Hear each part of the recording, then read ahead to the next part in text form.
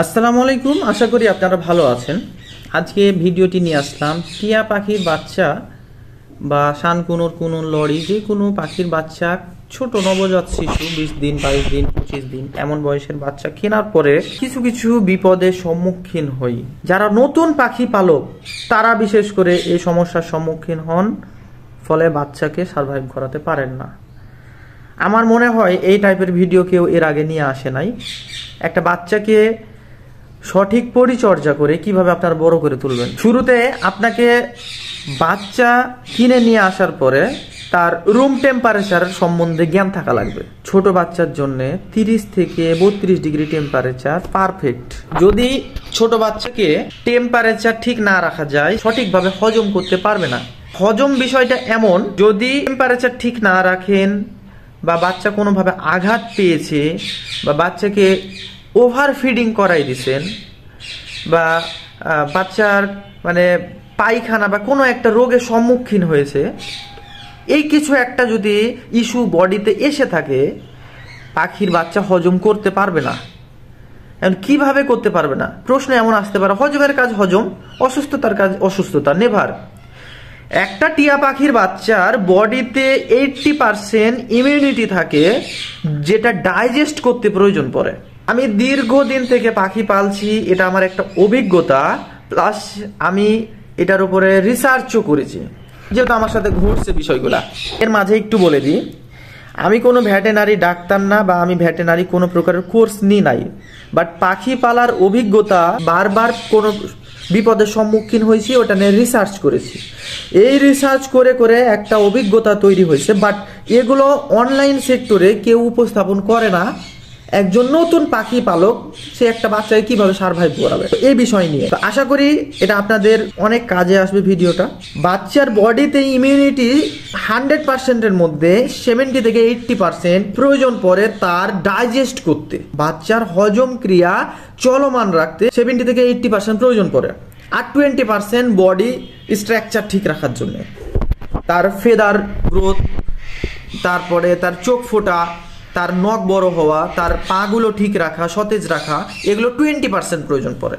আপনারাও যদি গভীরভাবে বিষয়গুলো রিসার্চ করেন, বিভিন্ন বড় বড় খামারি বা বড় বড় ডাক্তারদের রুলসগুলো ফলো করেন, আপনারা এই বিষয়গুলো পেয়ে যাবেন। তাহলে আমাদের এখানে দুইটা বিষয় গেল, একটা হচ্ছে হজম ক্রিয়া, বাচ্চার টেম্পারেচার। বাচ্চা কেনার পরে স্টেপ স্টেপ করে 10 দিনের বাচ্চা রিংনেকের ক্ষেত্রে 2 থেকে 4 ml ফিডিং করাতে হয়। আবার যদি 15 দিন বাচ্চা বয়সের হয় তাহলে ওকে প্রয়োজন পড়ে 5 থেকে 6 ml। আবার 20 দিন বয়স হয়ে গেলে 7 থেকে 10 ml। এভাবে ধাপে ধাপে 5 দিন করে বয়স বৃদ্ধি হবে, আর এইভাবে ওর ফিডিং কতটুকু লাগবে এতটুকু করে বৃদ্ধি হবে ml অনুযায়ী। আপনারা যে ভুলটা করেন তা হচ্ছে যে বাচ্চাকে ওভার ফিড করাই দেন, যার কারণে বাচ্চা অম্পটিং করে, ওভারফ্লো হয়ে যায়, এবং বাচ্চার ফিডিংটা তৈরি করেন।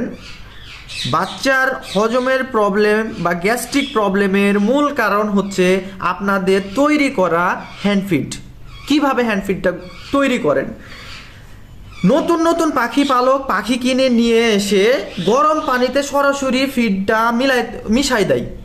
নেভার এই কাজটা করা যাবে না, কারণ যে খাবারটা তৈরি হয় ওটা দানা, বিভিন্ন রকমের দানা দিয়ে তৈরি হয়, ওটা সরাসরি যদি খাবারে দেন ওটা সেদ্ধ হয়ে যায়। সেদ্ধ হয়ে গেলে পাখির ক্ষেত্রে সেদ্ধ হওয়া খাবার হজমের সমস্যা হয়, বমি করে বা গ্যাস্ট্রিক প্রবলেমটা বেড়ে যায়।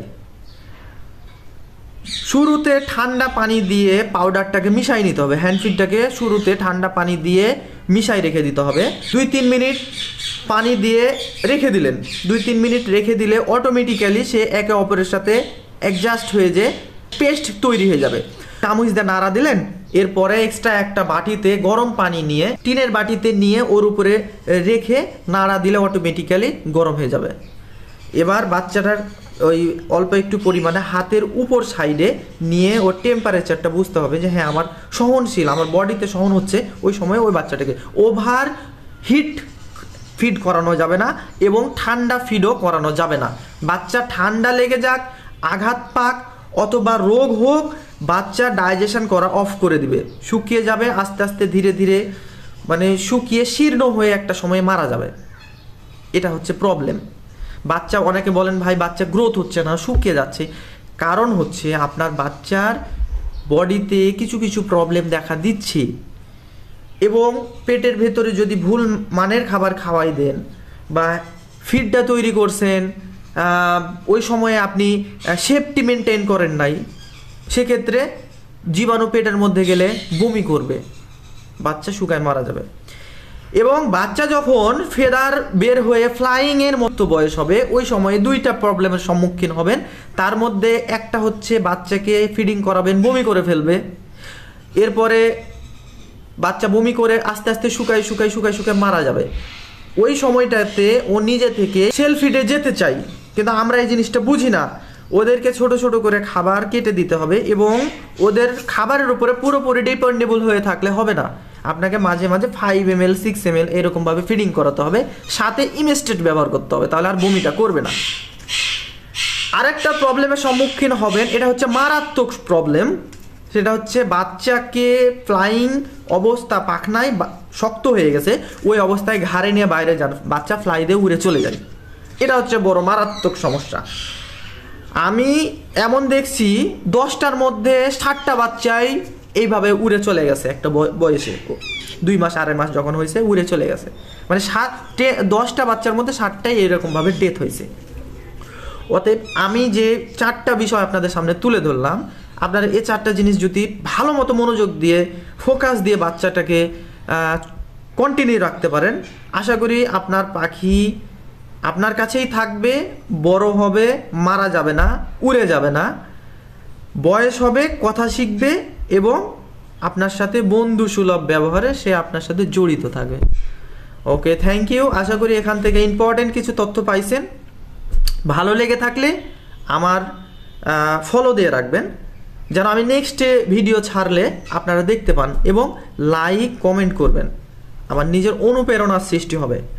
আমি এটার একটা অ্যালবাম তৈরি করব, পাখি রিলেটেড বিভিন্ন রোগ বালাই, অসুস্থতা, পাখির যত্ন, ছোট থেকে বড় করা বা ডিম পাড়া, এভরিথিং নিয়ে আলোচনা হবে ইনশাআল্লাহ।